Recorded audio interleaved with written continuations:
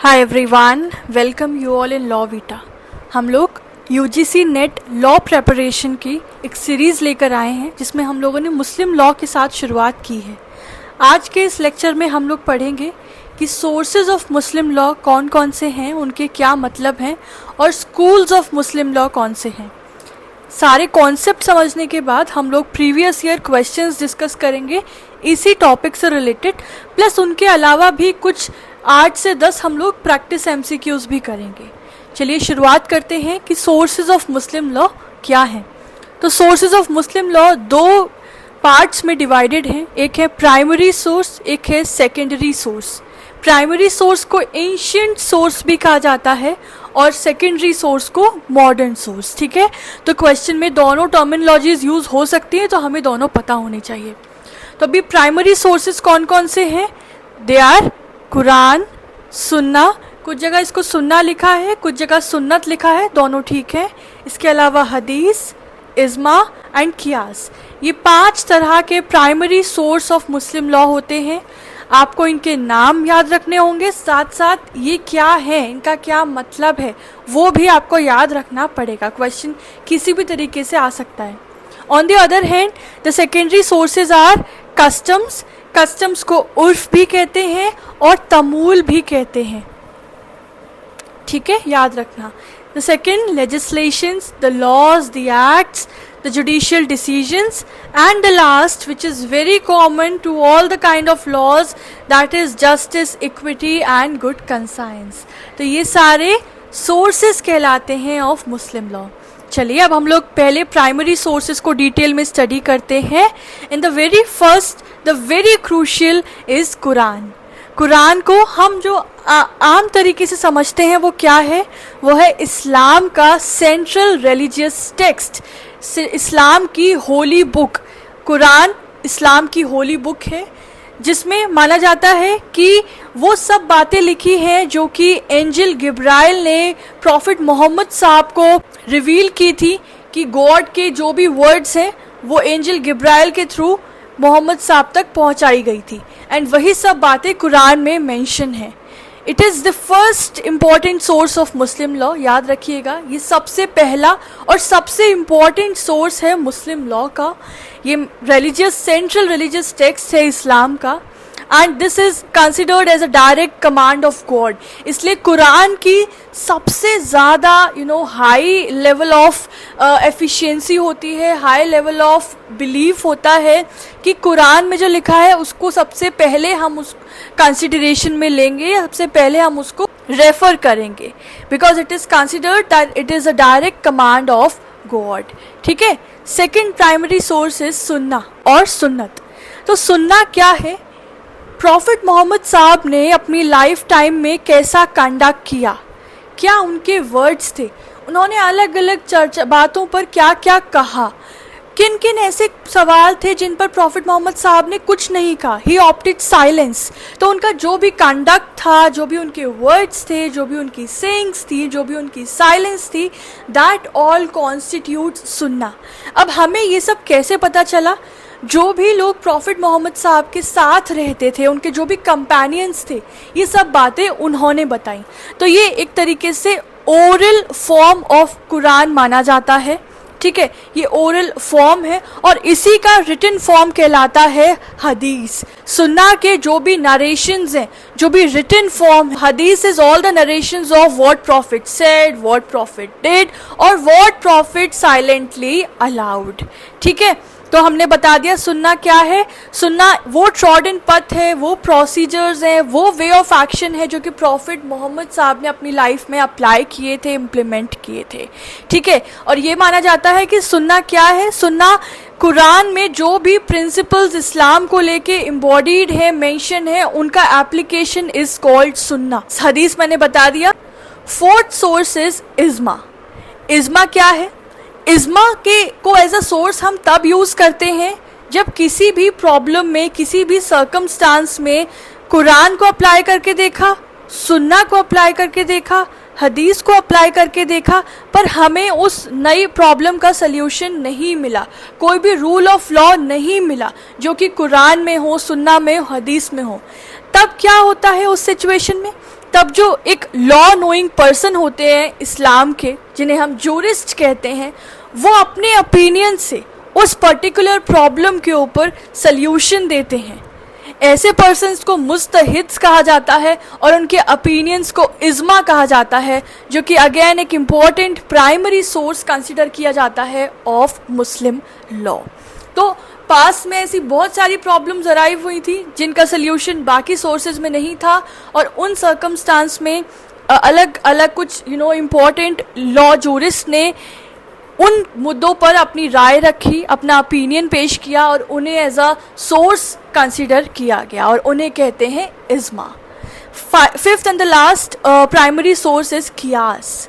कियास का मतलब, जितना मैं समझती हूँ, इट मीन्स अनुमान लगाना, ठीक है, रीजनिंग का यूज़ करना बाय एनालॉगी। मतलब हम अलग अलग ऑप्शंस को एक प्रॉब्लम पर अप्लाई करते हैं, विच सूट्स द बेस्ट, हम फिर उससे अपने सोल्यूशन को डिराइव करते हैं। तो कियास में हम कोई नया लॉ क्रिएट नहीं कर रहे, इज्मा में हम नया लॉ क्रिएट कर रहे हैं, लेकिन कियास में हम नया लॉ नहीं क्रिएट कर रहे हैं। पुराने ही जो प्रिंसिपल्स हैं उन्हें उस सर्कमस्टांस में लगा के जो भी प्रॉब्लम है उसका सोल्यूशन डिराइव करते हैं, हम रीजनिंग का इस्तेमाल करते हैं। ऑल्दो सियाज, हनबली, शेफई, ये लोग कियास को एज अ सोर्स नहीं कंसिडर करते हैं, बट बाकी जो भी सेक्ट है ऑफ मुस्लिम्स वो कियास को as a primary source consider करते हैं, ठीक है। और कियास में एक चीज़ का हमें ध्यान रखना है कि जो भी हम रीजनिंग डिराइव कर रहे हैं या इंटरप्रेट कर रहे हैं, वो इनकंसिस्टेंट नहीं होनी चाहिए in any circumstance with Quran, सुन्ना, हदीस, ठीक है। वो इन पैरेलल होनी चाहिए, और कुरान, सुन्ना और हदीस के जो प्रिंसिपल्स हैं, जो आइडियोलॉजीज़ हैं, उन्हीं पे ही बेस्ड होनी चाहिए, उनसे भिन्न नहीं होनी चाहिए। तो ये है हमारे प्राइमरी सोर्स, हमने पढ़ लिए। मेरे हिसाब से मैंने क्लैरिटी से आपको नोट्स दिए हैं स्क्रीन पे और समझाया भी है, कोई डाउट नहीं होना चाहिए। तो कौन कौन से 5 सोर्सेज थे? कुरान, सुन्ना, हदीस, इज्मा एंड कियास, ठीक है। क्यू से शुरू होके क्यू पे खत्म होता है। चलिए आगे बढ़ते हैं। अब हम लोग देखते हैं secondary sources of Muslim law, जो कि 4 थे। इसमें पहला है कस्टम। कस्टम को उर्दू भाषा में उर्फ और तामूल भी कहते हैं। तो कई दफ़ा एमसीक्यूज़ में जो ऑप्शन आता है वहाँ पे कस्टम ना लिखा होके या तो उर्फ लिखा होगा या तामूल लिखा होगा, इसलिए आपको ये दोनों टर्मिनोलॉजीज भी याद करनी है, ठीक है। Do remember this. तो कस्टम्स क्या है? वो पुरानी प्रैक्टिसेस हैं, वो पुराने कस्टम्स हैं जिन्हें सोसाइटी ने एक्सेप्ट किया, और फिर उसके जो सोसाइटी में प्रैक्टिस होती थी, एंड फिर लेटर ऑन जब वो कंटिन्यूसली प्रैक्टिस हो रही थी तो फिर इस्लामिक लॉ ने उसे फॉर्मली इंक्लूड किया अपने प्रिंसिपल्स में, अपने लॉज में, ठीक है, अपनी प्रैक्टिसेस में। So all those customs which have received the assent of law, they are called customs and they are called the customary laws.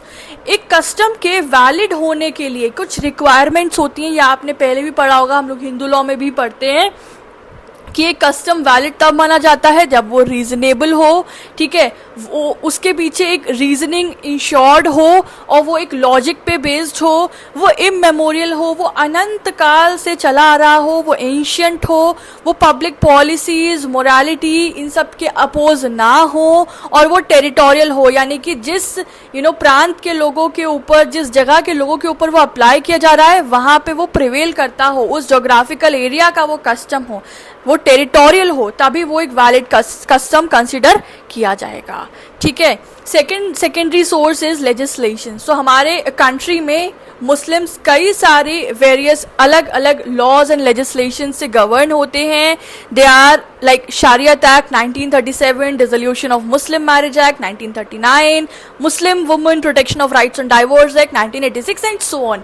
ये मैंने 4 लिखे हैं, but the list is very long. बहुत सारे अलग अलग एस्पेक्ट्स हैं of the Muslim law, their family aspects, जिसके लिए हमें अलग अलग लॉज की जरूरत थी। तो समय समय पर लेजिस्लेचर ने काम किया, लॉज लाए, और उनसे मुस्लिम्स गवर्न होते हैं, ठीक है। The third secondary source is the judicial प्रीसीडेंट्स।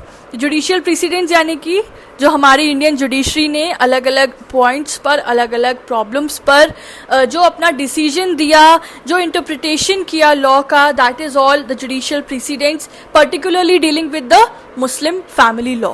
तो वो जुडिशियल प्रेसिडेंट्स, वो जुडिशियल डिसीजंस भी मुस्लिम लॉ के इम्पोर्टेंट सोर्स कंसिडर किए जाते हैं, ठीक है। And the last, justice, equity and good conscience, इनका इस्तेमाल करते हुए भी हम अलग अलग प्रॉब्लम्स का सोल्यूशन डिराइव करते हैं और इन्हें भी एज अ सोर्स कंसिडर करते हुए मुस्लिम लॉ में इंटरप्रेट करते हैं। तो फ्रेंड्स, ये हो गए हमारे the sources of Muslim law. They were very easy, आपको एक बार सुनना है, एक बार खुद से पढ़ना है, लिख के देखना है, and the thing is done, ठीक है। तो ये हो गए हमारे। चलिए अब हम लोग आगे बढ़ते हैं, हम लोग देखते हैं schools of Muslim law. Although school से बहुत रेयर क्वेश्चंस आते हैं, पर आते तो है ना, so we can't skip them. तो क्या था कि जब प्रॉफिट मोहम्मद साहब की डेथ हो गई थी, उसके बाद जो भी मुस्लिम लोग थे उन्होंने अपने आप को आपस में दो अलग अलग सेक्ट्स में, या मैं कहूँ आसान भाषा में दो अलग अलग ग्रुप्स में डिवाइड कर लिया। जैसे वो दो अलग अलग सेक्ट वो थे जिनके अपने अलग अलग ओपिनियन थे, वो लोग आपस में अपने व्यूज में डिफर कर रहे थे। And what were they known as the Sunni sect and the Shia sect. तो वहां से बना हमारा सुन्नी स्कूल और शिया स्कूल। अब सुन्नी स्कूल और शिया स्कूल भी फर्दर डिवाइड हुआ अलग अलग डिविजन्स में। सुन्नी स्कूल के अंदर सब सेक्ट क्या क्या है? Hanafi school, Maliki school, Shafi school and Hanbali school. And Shia schools के क्या कैटेगराइजेशन है? इतना अशारिया, इस्माइलियाज एंड जायदीज। अब इसका क्या ट्रिक बताऊं, इनका क्या एक्सप्लेनेशन दूं, बहुत ज़्यादा डिटेल नहीं पूछते हैं, आपको बस इतना याद रखना है, ध्यान से सुनो, कि सुन्नी स्कूल के अंदर कौन कौन से सब स्कूल्स कवर होते हैं और शिया स्कूल्स के अंदर कौन कौन से सब स्कूल्स कवर होते हैं, ठीक है। ये आपको याद करना पड़ेगा। इसके अलावा हमें ये जानना है यहाँ पे कि जैसे फॉर एग्जांपल हनफी स्कूल है, तो हनफी स्कूल के फाउंडर कौन थे, मालिकी स्कूल के फाउंडर कौन थे। अब वैसे तो आप जब यहाँ देखो आप तो आपको बड़ा ईजी लगेगा कि हनफी स्कूल फाउंड किया था अबू हनीफा ने, तो वो वर्ड मैच कर रहे हैं। मालिकी स्कूल फाउंड किया इमाम मलिक ने। शाफई स्कूल फाउंड किया मोहम्मद इब्न इद्रिस अल शाफई ने। तो आप सोचेंगे कि अरे दिस इज वेरी इजी, क्योंकि यहाँ पे उनके जो नाम है उनसे स्कूल बन रहा है। But you know what I have observe कि जब मैच द फॉलोइंग वाले क्वेश्चन आते हैं ना, तो वहाँ पे वो ये जो हिंट वाली वर्ड्स है ना, उनको एलिमिनेट कर देते हैं, उनको वो देते ही नहीं है। It will be just written, जैसे पूछेंगे आपसे कि शाफई स्कूल के फाउंडर कौन है, तो वो इतना नाम देंगे बस, मोहम्मद इब्न इद्रिस अल। अब आप कंफ्यूज हो जाएंगे कि क्या नाम था, तो आपको पूरा नाम याद करना पड़ेगा। हनफी लॉ के फाउंडर हैं अबू हनीफा, मलिकी लॉ के फाउंडर हैं, स्कूल के फाउंडर हैं इमाम मलिक, शाफई के मोहम्मद इब्न इद्रिस अल शाफई एंड हनबली के इमाम अहमद बिन हनबल, ठीक है। तो ये हो गया हमारा सोर्सेज एंड स्कूल्स। तो कॉन्सेप्ट तो पूरा हो गया और बड़े आसानी से हो गया है। चलिए अभी हम लोग प्रीवियस ईयर क्वेश्चंस देखते हैं जो कि सोर्सेज एंड स्कूल्स पर आए हैं। पहला 2021 में आया ये question, which of the following is not a primary source of Muslim law. की ये जो चार ऑप्शन दिए हैं इनमें से कौन सा प्राइमरी सोर्स नहीं है? सुन्नत, इज्मा, उर्फ या कियास। तो देखो उर्फ यानी कि कस्टम, और ये तो सेकेंडरी सोर्स है, तो ये इसका आंसर हो गया। फिर 2019 दिसंबर में आया था ये question, which one of the following is not a primary source of Muslim law. तो देखो आपको कितना ज़रूरी है आपको लिस्ट याद रखना कि प्राइमरी सोर्सेज कौन से हैं, सेकेंडरी सोर्सेज कौन से हैं। So the options are qiyas, Quran, taqlid, sunnah. तो तकलीद तो हमने पढ़ा ही नहीं है, ये क्या है, ये सोर्सेज तो थे ही नहीं, तो this is not a primary source, this is the option here. उसके बाद 2019 जून में स्कूल्स के ऊपर क्वेश्चन आया है that which is not the school of Muslim law. इनमें से कौन सा स्कूल नहीं है? हनफी लॉ है, हनफी स्कूल है, मालिकी स्कूल है, हनबली है, जैदा कोई स्कूल नहीं था, जैदीज था। तो यहाँ पे ये कंफ्यूज करने के लिए दिया है, इसलिए आपको टर्मिनोलॉजीज भी बहुत अच्छे से याद होनी चाहिए। इसका आंसर डी होगा। चलिए ये हो गए हमारे PYQs। अब हम लोग प्रैक्टिस सेट देखते हैं। पहला question, Dash means to be recited and also is a first important source of Islamic law। बताओ, बताने की जरूरत है मुझे, first important source it is Quran, ठीक है। Next, which of the following is a modern source of Muslim law. ठीक है, हमें बताना है कि मॉडर्न सोर्स कौन सा है, कुरान, सुन्नत, कियास या प्रेसिडेंट। तो precedent. Next, which of the following means the trodden path, a procedure, a way of action. हमने पढ़ा था, क्या है ये, दिस इज सुन्ना, है ना। अगर ऊपर ध्यान से पढ़ा है तो अभी बिल्कुल भी टाइम वेस्ट होना ही नहीं था, एक सेकंड भी नहीं लगेगा, तुरंत टिक लगा दोगे। Fourth question, which of the following belongs to Sunni school, इनमें से कौन से स्कूल सुन्नी स्कूल्स के पार्ट हैं? हनफी स्कूल, मालिकी स्कूल है, शाफई स्कूल, हनबली स्कूल है, both A and B, yes both A and B, right. Next match the following करना है। यस, हनफी स्कूल के फाउंडर कौन है? So this is Abu Hanifa. Maliki school के Malik bin Anas, Shafi school के मोहम्मद बिन Idris and Hanbali school के अहमद बिन हनबल। हो गया ना? चलो next, which of the following is not a school of Sunni law, इसमें से कौन सा स्कूल ऑफ सुन्नी लॉ नहीं है? तो हनबली स्कूल है, मालिकी स्कूल है, शाफई है, बट मुताजिलाज नहीं है। मुताजिलाज एक सेपरेट सेक्ट है, ना वो सुन्नी स्कूल का पार्ट है, ना ही वो सिया स्कूल का पार्ट है। तो ये हो गए हमारे previous year questions, practice MCQs, schools of Muslim law, sources of Muslim law, सब पढ़ लिया और बहुत आसानी से पढ़ लिया, बिल्कुल कोई लोड नहीं पड़ा, है ना। तो आई होप आपको लेक्चर पसंद आया हो, और प्लीज़ गाइस पसंद आया हो तो अपने फ्रेंड्स के साथ, जिन भी टेलीग्राम ग्रुप्स पे आप ज्वाइन हो, फेसबुक ग्रुप्स पे आप ज्वाइन हो, जहाँ पे भी स्टूडेंट्स हैं उन सब पे इसको शेयर करिएगा। You know it takes a lot of effort इस कंटेंट को तैयार करना, अलग अलग सोर्सेज से प्रैक्टिस सेट्स को ढूंढना, क्वेश्चंस को ढूंढना इस पर्टिकुलर टॉपिक से रिलेटेड, और फिर उसके बाद आपके सामने ये लेक्चर प्रेजेंट करना। तो अगर आप लोग को मेरी मेहनत पसंद आ रही है तो मुझे कमेंट में बताइएगा और शेयर भी करिएगा।